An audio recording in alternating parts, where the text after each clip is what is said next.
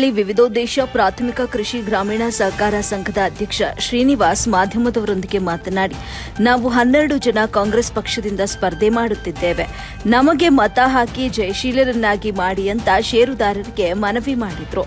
ನಾವು ಈ ಚುನಾವಣೆಯಲ್ಲಿ ಜಯಶೀಲರಾದ ಮೇಲೆ ರೈತರಿಗೆ ಅನುಕೂಲ ಸಿಗುವಂತೆ ಸೇವೆ ಮಾಡುತ್ತೇವೆ. ರೈತರಿಗೆ 1,30,30,00,000 ತಂದು ಕೊಟ್ಟಿದ್ದೇವೆ. ಮುಂದೆ ರೈತರಿಗೆ ಯಾವ ಸಹಾಯ ಬೇಕು ಆ ಸಹಾಯವನ್ನ ನಾವು ಮಾಡಿಕೊಡುತ್ತೇವೆ ಅಂತ ಹೇಳಿದ್ರು. ಇದೇ ಸಂದರ್ಭದಲ್ಲಿ ಲಿಂಗಪ್ಪ, ನಾರಾಯಣಸ್ವಾಮಿ, ಮುನಿಶಾಮರೆಡ್ಡಿ, ಹರೀಶ್, ಮಹೇಶ್, ಗಿರೀಶ್ ಬಾಬು, ದೇವರಾಜ್, ಜಯರಾಮ್, ಕರುಣಾಕರ್, ಲಕ್ಷ್ಮೀದೇವಮ್ಮ, ವೆಂಕಟಲಕ್ಷ್ಮಮ್ಮ ಉಪಸ್ಥಿತರಿದ್ದರು.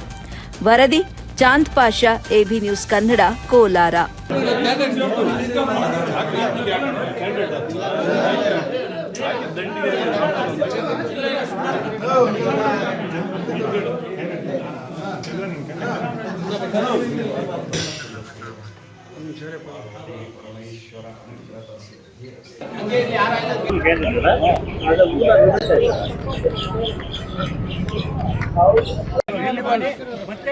ರೈತರಿಗೆ ಕೊಡ್ತಾ ಇರೋದು ಅದೇ ದುಡ್ಡು ಮತ್ತೆ ಎಲ್ಲ ನಿಂತ್ಕೊಂಡ್ಬಿಡಿ.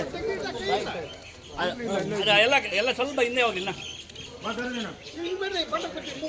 ಈ ಕಡೆ ತೋರಿಸೋ. ಚುನಾವಣೆ ಬಂದಿದೆ. ಚುನಾವಣೆಯಲ್ಲಿ ನಾವು 12 ಜನ ಸ್ಪರ್ಧೆ ಮಾಡ್ತಾಯಿದ್ದೀವಿ.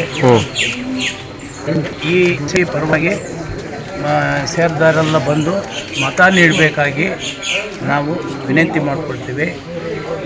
ಇದರಲ್ಲಿ ಜಯಶೀಲರಾದಮೇಲೆ ನಾವು ರೈತರ ಕೆಲಸ ಅವರಿಗೆ ರೈತರಿಗೆ ಅನುಕೂಲ ಆಗುವಂತೆ ನಾವು ಸೇವೆ ಮಾಡ್ತೇವೆ.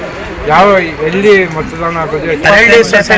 ಸೊಸೈಟಿ ಒಳಗೇನೆ ಸ್ಥಳ ಸೊಸೈಟಿ